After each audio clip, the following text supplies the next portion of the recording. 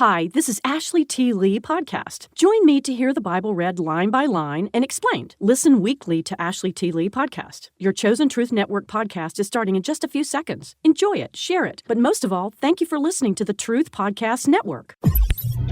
This is the Truth Network.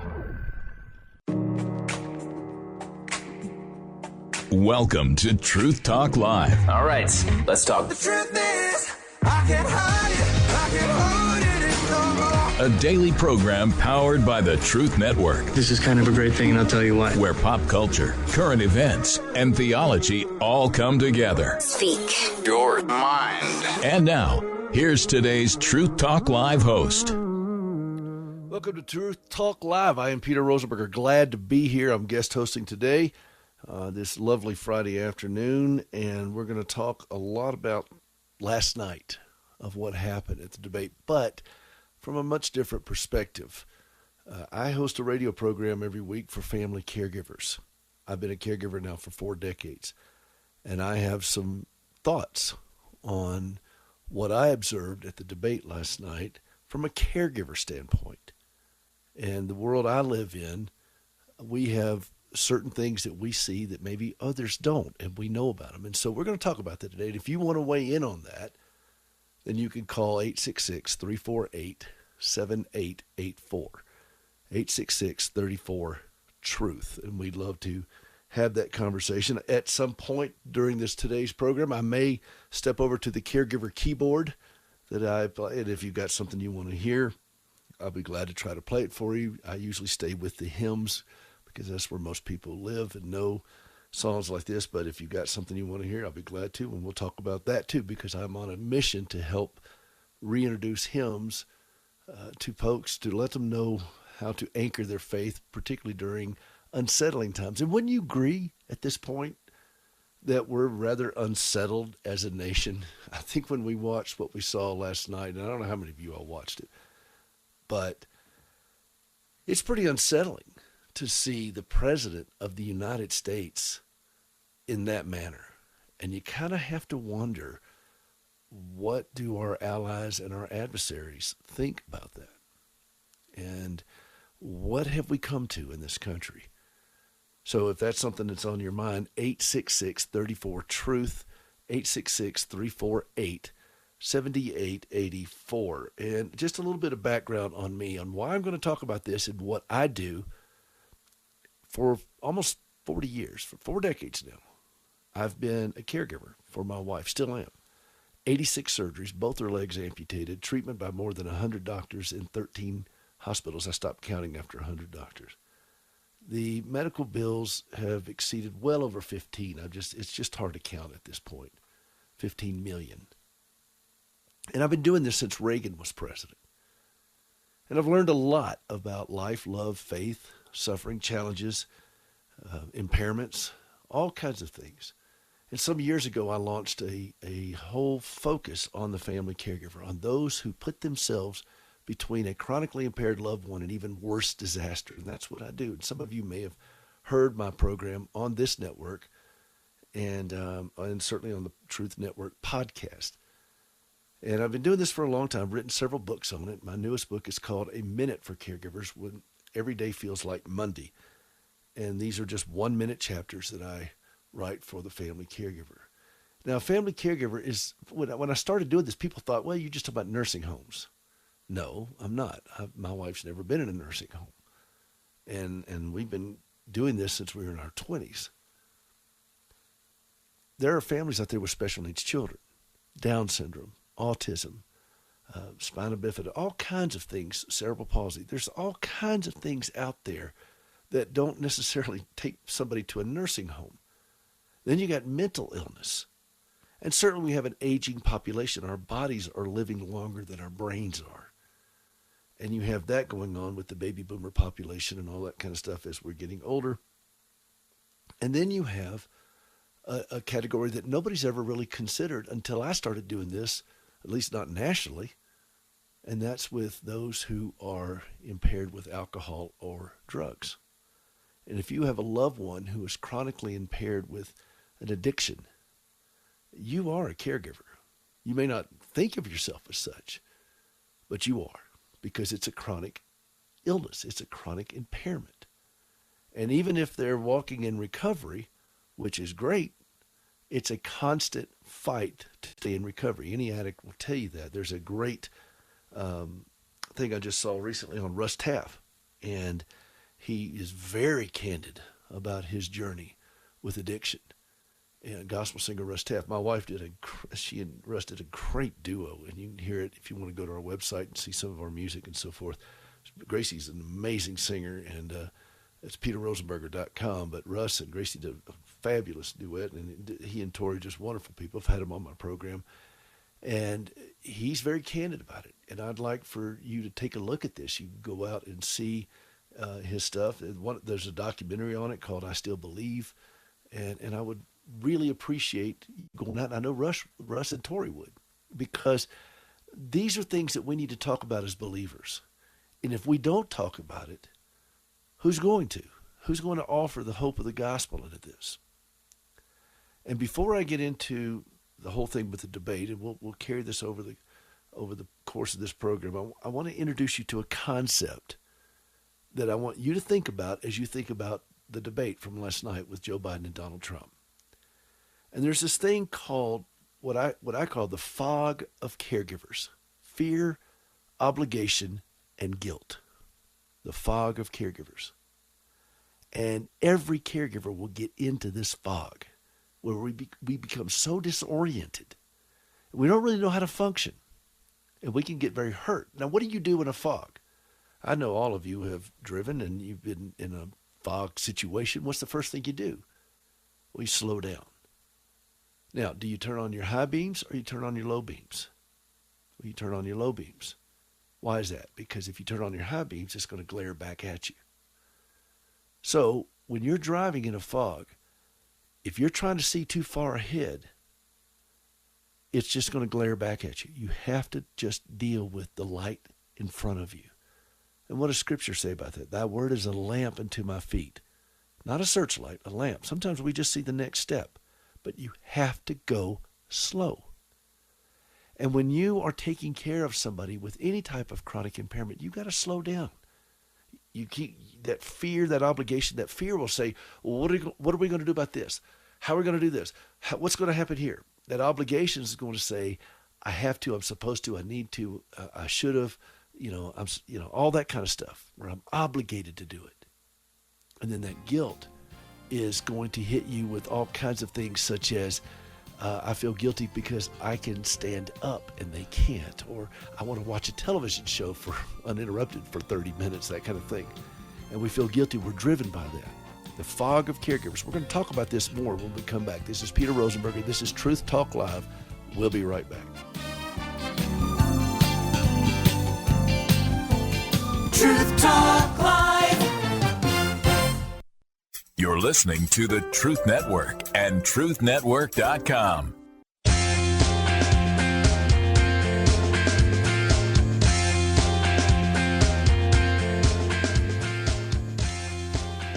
Welcome back to Truth Talk Live. This is Peter Rosenberger, guest hosting today. Truth Talk Live, 866-348-7884. If you want to be on the program, 866-34-TRUTH, 866-34-TRUTH. Now, let me ask you a question. How many of you, just raise your hands, how many of you all think that Joe Biden demonstrated cognitive impairment last night? Just a show of hands. Now, if you think this, then why was he up there? And it seems like the Democrat Party and everybody else is looking at this in just a panic, and they're trying to spin it. And he was out doing a rally today, and he had a teleprompter, and somebody wrote a speech for him, and so forth and so on. I get it. Damage is done. Now the whole world has seen this. Now, I'm not coming at this from a political standpoint. I'm coming at this from a caregiver standpoint.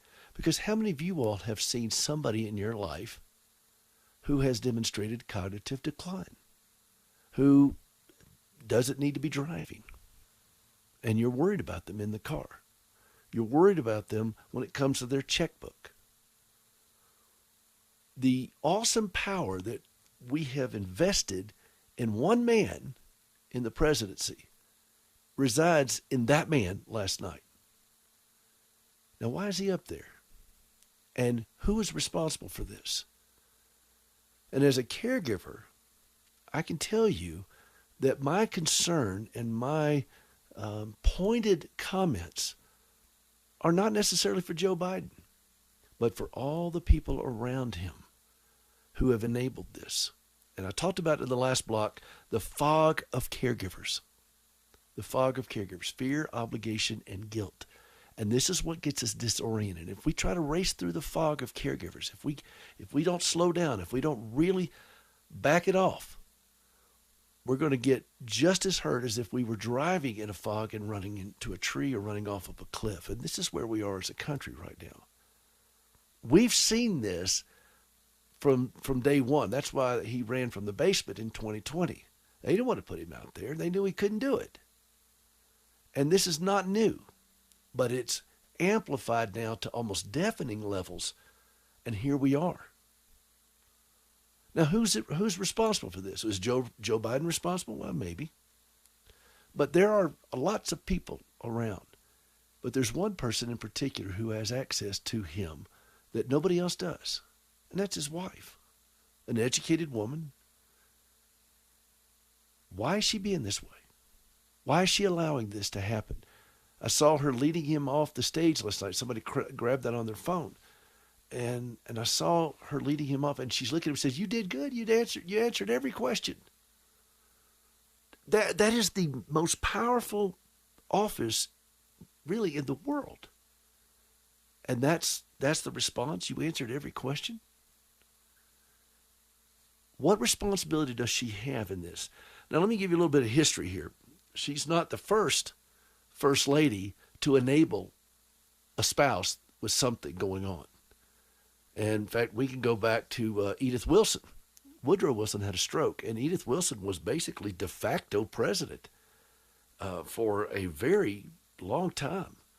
And a lot of people didn't know it. We didn't have the kind of media. Of course, nowadays media, I don't know that you feel this way or not, but our media today has been out there touting that he's just sharp and behind closed doors, he's turning cartwheels and doing trigonometry and everything else. And now we see that they've been lying. And staffers in the White House and Democrat Party and the media and all, they've all been just basically gaslighting the American people and the world. We've all seen it now. It's there. We can't unsee this. This is not some kind of fake shot that they try to promulgate. So what's going on? And again, you put politics into this all you want. But I'm talking about this from a caregiver standpoint. This is what happens to families when they allow someone to continue past their prime, past their abilities. And there you go back to Edith Wilson, and she did this. Here's what she said. This is a quote that she wrote in her memoirs. Edith Wilson, Woodrow Wilson's wife. "So began my stewardship. I studied every paper sent from the different secretaries or senators and tried to digest and present in tabloid form the things that, despite my vigilance, had to go to the president. I myself never made a single decision regarding the disposition of public affairs. The only decision that was mine was that what was important and what was not, and the very important decision of when to present matters to my husband." Well, that sounds like she is saying something very noble, but do you realize what she's saying? She's saying, I decided on what went to the president. Not her husband, her, not what went to her husband, but to the president. The president of the United States was having everything filtered through his wife, who was not appointed and she was not elected. And she made that decision. Nobody voted for her. And so she's thinking in herself, in her mind, she's doing something right. She's writing this in her memoirs. Oh, look at what I did. But she disregarded the fact that the American people elected Woodrow Wilson, not Edith Wilson. Now, again, there's plenty of first ladies who have enabled spouses, whether it's through cognitive impairment or behavior impairment. And you can do your own search on that. But it's not limited to the White House. Some years ago, Strom Thurmond, I'm from South Carolina originally. Strom Thurmond was at a reception, and somebody looked over, and he was over there. He had buffalo wings that he was stuffing into his coat pocket, and the sauce was just dripping out of his coat pocket. And aides quickly rushed over there to get him and usher him away. He was, at the time, in his mid-90s, and he was the president and pro tem of the United States Senate and fourth in line to the presidency. And he was being abled in this. And then you got, you remember this in 2010, Hank Johnson. He became a punchline. He's a congressman from Georgia who I believe is still sitting in Congress. And he was worried about the overpopulation of the island of Guam, that it was going to tip over and capsize. And later on, they tried to dismiss it. He was just joking. I've looked at the tape. He was asking a sincere question. He thought the island was going to tip over. And you can just go through representative and elected officials over time. There's so many of them, and they get enabled in there. Take it out of the political, put it in entertainment. Look at Elvis. Colonel Tom Parker was pushing him out on stage. He needed to be in the hospital. And yet the show had to go on. And I've been able to talk with others who did it the right way. I've had Glenn Campbell's wife on my show, and Kim, and wonderful lady. They lived, when we lived in Nashville, they just lived down the road from us a little bit. But Glenn, when he had Alzheimer's, he went out on tour, told everybody he had Alzheimer's, and then they did a documentary. It's worth seeing if you get a chance to. It's called I'll Be Me. And the audience knew he had Alzheimer's. The band knew he had Alzheimer's. Glenn knew he had Alzheimer's, and yet they still did it as a farewell tour to say goodbye, and I'm dealing with this, and I want to bring awareness to this. And it was an amazing tribute to a family that this is how we're going to deal with this. So there are people that do it right, and there are people that don't. And we're going to talk about that some more when we come back. 866-34-TRUTH. This is Peter Rosenberger. We'll be right back.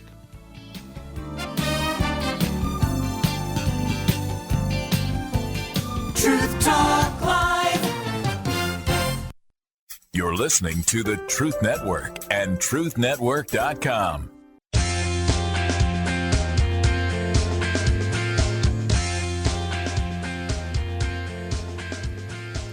Welcome back to Truth Talk Live. This is Peter Rosenberger filling in today. 866-34-TRUTH. If you want to be a part of the program, 866-34-TRUTH. We're going to try to get to our calls here in just a moment, but I want to finish touching on this thing because I'm setting the table of why I'm talking about this. And I'm bringing a family caregiver's point of view, somebody who deals in this world. Because if you have somebody who exhibits these kinds of behaviors, you start asking questions. If those questions become part of the normal conversation, is Dad okay? Is Mom okay? Is he okay? If that becomes, those questions are legitimized in the caregiving world. Okay? They are, because the family's asking. And people are asking. People are starting to say something. And if you keep dismissing it off, then what's happening is you've gone from caregiving to enabling. And that is a very dangerous trap. A lot of caregivers find themselves in this place. Have we gotten there now as a country? Do we have a sycophantic media and the Democrat Party, and at the top of the spear, the First Lady, enabling behavior that is not okay? It wouldn't be the first time in this country. May not be the last time. But as I mentioned earlier, you had a situation with Glenn Campbell where he knew what was going on. His family knew what was going on, and everybody talked about it. And he wanted to go out to the fans and say, I want to bring awareness to this. I want to say goodbye. I want to say thank you. But this is what's happened to me. Bruce Willis's family did the same thing. They pulled him off the movie set. Billy Graham stepped away from the pulpit. I mean, he had one last sermon, but he was very open about what was going on with him, with Parkinson's and everything else. My father stepped away from the pulpit. He has Parkinson's. And he stepped away from public ministry in that regards because of the challenges that Parkinson's were giving him and still are. And so there are people that do this and they handle it well, but every family is going to deal with this at some point. If you live long enough, you're going to need a caregiver. If you love somebody, you're going to be one. Okay? So movie stars to presidents to evangelists, everybody's going to deal with this of having to take the keys away. They're going to have to worry about access to cooking devices and bathtubs. Mobile phones will be confiscated, all those kinds of things. And what we saw last night was a man who was not able to function in a normal fashion in the hardest job in the world. And we're not the only ones that watched that, by the way. I mean, that did get a lot of people as viewers. Do you think that they watched this in China? Do you think they watched it in North Korea? Do you think Putin had his people watch, or Putin was watching it himself? What do you think? Well, of course they were. So what's going on here? And just as there are a lot of ways to have impairments, there are a lot of ways to be enablers. And you'll see people saying things like in the caregiving world, oh, he's just tired. Well, that's just the way he is. She's got a lot on her, or he's in a lot of pain, or she's just eccentric, or he's always been that way. Those are things that people use to kind of cover up. Last night, we had a new one. Did you hear it? Oh, he's got a cold. Well, I get colds. You get colds. I do radio with colds, and I'll come on and say, hey, I got a cold. You know, and my voice will sound foggy and everything else, and I'll sniffle a little bit. I'll try not to do that into the microphone. But you know I got a cold, and I got a cold as listeners, and we all know, we let each other in on it. Yeah, I got a cold. That's why I sound this way. Sorry. You know? Those phrases that we justify this kind of stuff, this is the human condition. There ain't no deception like self-deception. We are prone to deceive others and ourselves without objective and established safeguards. The addiction to power and fame and money is going to blind any of us. We're all susceptible to this, even propping up someone beyond their capabilities. And that's what we saw. What do we do about it? How do you do this? Millions of people are vulnerable due to his obvious impairment last night. You see that. Everybody sees it. Millions of people stand in the way. I mean, if you got somebody who is, if you have somebody who is driving and they're impaired, whoever's in their path is vulnerable. And if you can't get them to pull over the car, and if they're going the wrong way down the interstate, you have to make a decision at the point. Are you going to step out of the car and tuck and roll? Or are you just going to careen right into a ditch or a oncoming semi or something on your own? Are we there yet as a country? You tell me. Because what we saw last night is alarming. It's not just alarming to those who don't particularly support Joe Biden. It's alarming to people who did. If you watch CNN and MSNBC and all these others who are really in the tank for the Democrat Party, if you watch that afterwards, they were in full-blown panic mode.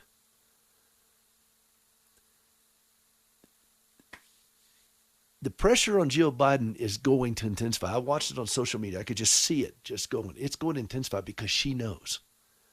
The wife knows. Okay? The husband, the spouse, the children know when somebody is impaired. They know. Now the question is, what is she going to do about it?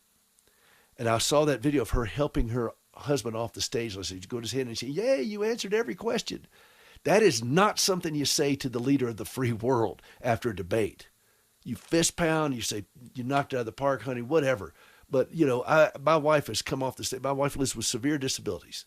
Both legs are gone, 80-something surgery. She's had a tough go. When she comes off a stage after singing, I've never in my entire life with her said, yay, you sang every song. If she blew a chart, I'll say, hey, you blew a chart, you know, kind of thing. And she certainly said it to me. You know, where were you? You dropped that, you know. That's the normal kind of thing after this. But you don't say, yeah, you answered every question. And as she's helping him off those steps, and I'm thinking, how much longer until she steps up and helps him off the world stage? Because this is the place we're in right now. Protection of an impaired loved one and everyone that's in their path is the number one task of being a caregiver. That's not the number one motivator. That's just the number one task. You have got to protect them and people around them if necessary. caregiving is heartbreaking. Those of you who are doing it right now, you know that it can be very heartbreaking. But when you're an enabler, it makes it even more painful. And that's what I wanted to introduce into the conversation today. I want to go to Vin in Charlotte, and he wants to chime in on this. Vin, how are you feeling? Yes, sir. How Hi, you Peter. feeling, How Vin? are you today? Yes, can you hear me? Hi, Peter. I can hear you fine. How are you feeling? I always ask everybody who calls me, how are you feeling? I'm fine. And I hope you are too. Oh, I'm Thank you just for- precious. Tell me why you want to chime in on this. Okay, I'm not going to hold you too long. Last night, I watched the highlights of the debate with Biden and Trump. I saw what Nightline put on the air. I missed the actual debate because I was at work. But to make a long story short, I did see Biden's response and Trump's response on some of the questions. And I was pretty shocked at what I saw as far as how Biden responded and very concerned about his health. At one point, I thought, I'm like, my God, I hope he doesn't fall over. And you know what? I mean, I felt that there was something mentally wrong with him. I know they said that he had a cold, but I also know that it was 99 degrees this Wednesday here in Charlotte. I know it was hot up in D.C. as well, and I didn't see any cold symptoms like coughing, sneezing, or sore throat. He basically could not answer the questions correctly. Or Well, if Vin, at let me all. ask And- you. Let me ask you a question, sir. Vin. What kind of Sure. work do you do? Okay, I do work in IT, and I also work at a store as well. So I you deal work a with lot the of people. public. Oh yeah, all the time. Now, have you And, ever had to go to work when you've had a cold? yes, I have, but it wasn't like a strong cold, maybe a minor, like a sore throat, something like that. But you still had to I go was to work. Able to function. Yeah, I was able to you still had to go function, to though. work. Yeah, you Yes. did. You have all these brain freezes while you're doing your No. cold. Yeah, No, see, I mean, that's why I'm we- saying this. Go ahead. we know what's going on. We've known this for several years. Oh yeah. But now we all see it. But I ask, who's in the driver's seat with this? I mean, if the person is impaired, is not willing to make. Most people don't want to give up their car keys willingly until they have an accident. True. What kind of accident is the president of the United States going to make? That's a good question, and here's my thoughts on that. As I told one of my coworkers last night, when they vote, they better take a good look at the running mate, because that might be who takes in charge. Make a long story short, Biden, if there's a mental issue that could take his life, or at least make him not fit to even do anything anymore, it could happen at any moment. I mean, this guy could go to sleep tomorrow and not wake up the next day. We don't know. He could indeed. They have. Listen, we're up against a hard break, Vin, and I want you to know I appreciate you chiming in, because it gave us an opportunity again to show, hey, you go to work with a cold. That's not the point. The point is this appropriate? And we're going to talk some more of that when we come back. This is Peter Rosenberg. Thanks, Vin, for the call. Truth Talk Live. We'll be right back. You're listening to the Truth Network and truthnetwork.com.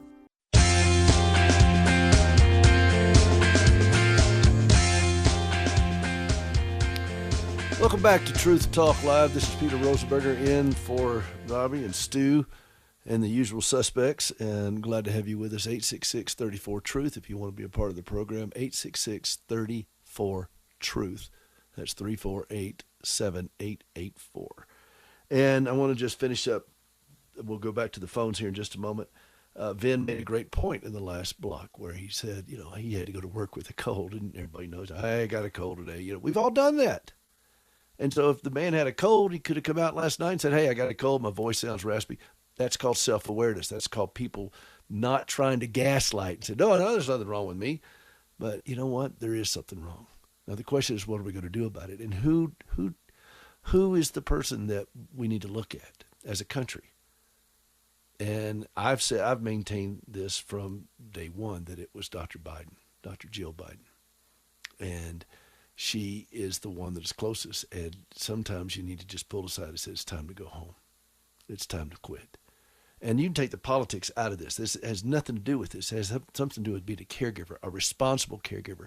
And what I'm asking you to look at is, some of you are facing this right now in your family, and virtually every one of us will face this, where it's time to look at somebody we love and say, it's time to turn over the keys.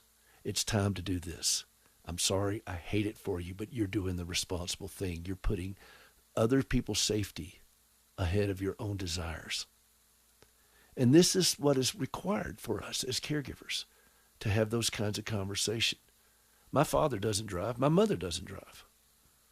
It's okay. They're okay. I know they miss it, and I know they'd like it, but they don't. And we've all been there. And right now, Gracie's not driving, but that has nothing to do with it, because I have hand controls for her, but it's just, right now, it's just a little easier if I do everything. And she's cool.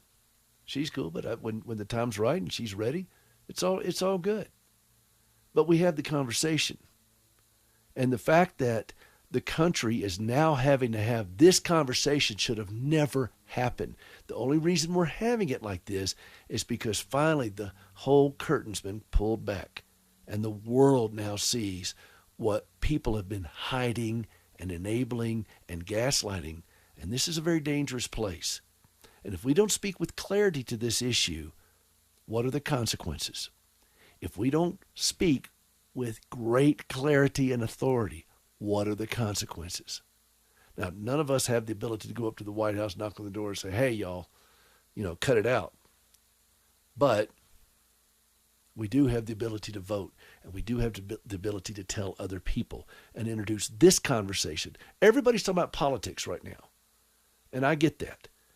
But to my knowledge, I'm the only one coming at this from a caregiver standpoint. And so now I'm bringing you into that conversation. I'm giving you vocabulary of these are better questions to ask. If people are not comfortable with politics, everybody gets all mad. I get all that. But my question is, how did we get here? Who's responsible? And how do we transition out of this? What's the next action step? And what's the lesson learned? And I will look no further than the First Lady, who knows this man and clearly is, the Babylon Bee's got a thing right now that he comes off the stage and that's a good boy, he gives her husband a treat. That's a good boy. That's a good boy. That's the Babylon Bee right now doing this. It's there. It's out there now. We can't undo this. So anyway, that's my 2 cents worth. And if you want to see more about what I do and hear more about the fog of caregivers and understand what I bring to the table here, you can go out to my website. It's peterrosenberger.com. That's Rosenberger. That's Irish. No, it's not Irish. Rosenberger, peterrosenberger.com. You can see the books and so forth. All right, let's go to Jane real quick in Toledo. Jane, good afternoon. Welcome to the program. How are you feeling? Jane, you with me? Well, Jane, give you one more second here, and then we'll go to Charles here. All right, let's go. Let's move on from Jane. We lost Jane somewhere. Charles in Dayton, Ohio. Charles, good afternoon. How are you feeling? Okay, a little bit stressed. I've been a caregiver for my wife. Basically, before COVID, she had a reaction to a flu shot about a year or two before COVID, and she's been staying inside except for when she's had to go to the doctor or the emergency room, something like that.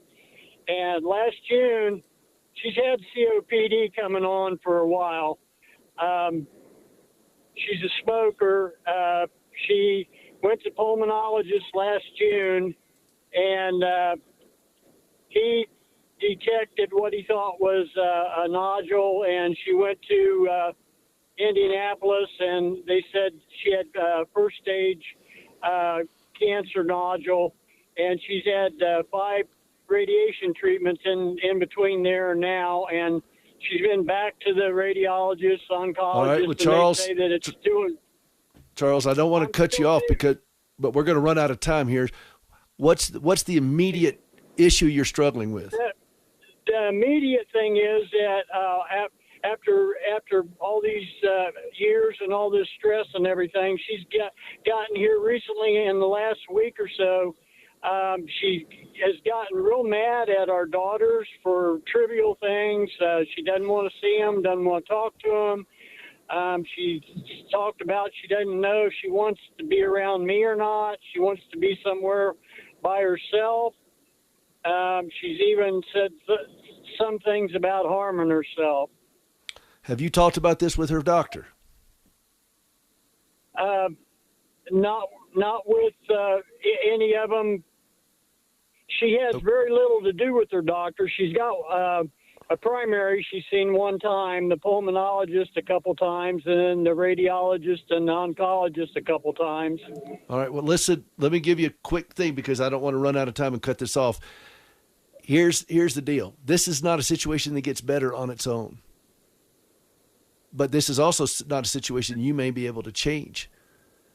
But there are medical professionals who can deal with this. And if you think that she is a harm to herself, then you have the responsibilities. Like I said throughout this program, that's the caregiver's task, is to protect that impaired loved one and everyone in their path. And so you have that responsibility to make the call to her doctor and say, look, this is what she is saying. And if she doesn't like you, if she gets mad at you and she gets all those kinds of things, that's fine. She can get happy in the same shoes she got mad in. But your responsibility is to protect her. And if she's looking at harming herself, then what is your responsibility? You got to raise your hand and say something, and you got to call somebody. And you start with her primary care doctor's office and say, look, I need to have a conversation here. I'm a little bit overwhelmed. I don't know what to do. And they can point you to places and resources. They may want to see her. You may have to, look, there may be a situation where law enforcement gets involved. I don't know, because I don't know all your circumstances, but I know this: it will not get better if you don't say something, if you just let it just kind of keep going. Now, I think it would be, are your daughters older? They're adults now? Yeah, they're in their 40s and 50s. Then it would be good conversation to have with your daughters. Pull them aside and say, hey, look, this is what's going on, and it's been recommended to me that I call, mom's doctor and have this conversation. And then you could do this, have a group conference. You could have a group conversation about this. Her behavior is obviously being noticed by others. But if she's at that point where she's making threats to harm herself, this is not going to resolve itself on its own. So it's time for you to raise your hand and say something. And if you want to bring your daughters involved, get your pastor involved, whatever. But don't just sit there and just blow it off and say, well, this is her being hurt. Then you've stepped into the enabling thing, and then somebody's going to get hurt. Yeah. You tracking with me? Okay. Yeah. All right. You got your marching orders? First call is call your doctors, maybe then call your pastor, and then get on the horn very quickly with her doctor. This thing, don't wait. Don't wait on it. Okay? Okay. I appreciate the call, Charles. I really do. All right. Jane, I think, is back in Toledo, Ohio. Jane, good afternoon. How are you feeling? Afternoon. We've got just 2 minutes. So, Charles. The curtain's being pulled back on Biden. That's a good thing because, before a problem can be addressed, it has to be identified. And so prayers for him. He needs the Lord. The country needs the Lord. I'm calling just to encourage any caregivers as yourselves, and it can be, I have a disability. I don't have support. And I know, different people in nursing homes, that it's a very difficult time. So you are much, much, and I know it's a sacrifice, and you may have to sacrifice even more, but it's immeasurable what you do when you reach out and you do that, because a lot of people fall through the cracks. And so I just want to express that to you and anybody else, and encourage anybody else to, step up and, reach out to others as well. That means a lot, Jane. It really does. And I thank you so much for the call. I really do appreciate that. Jesus said very clearly that we're going to stand before him and he's going to say, sick, naked, thirsty, hungry, prison, stranger. And he's pretty serious about it. Sick, naked, hungry, thirsty, prison, stranger. When did we see you like this, Lord? Well, as much as you do to the least of these, you do unto me. He's pretty serious about it. And so I think that Jane's words were very timely, and there are people out there that need to hear the great gospel in the midst of their suffering. And if we don't walk in it boldly and confidently, we don't have to go brashly, just confident, knowing that we can speak with clarity into people's heartache. We can speak with clarity into people's heartache in this political issue, all the unsettledness that's going on. We can do these things because of the power that we have as children of God, who is given. He resides in us. And we can do this. But it starts with us raising our hands and say, Lord, send me. Okay? This is Peter Rosenberger, peterrosenberger.com. I hope you go out and take a look at the site, peterrosenberger.com. Thanks so much for giving me an hour today here on Truth Talk Live. We'll see you next time. Truth Talk Live. Another program powered by the Truth Network.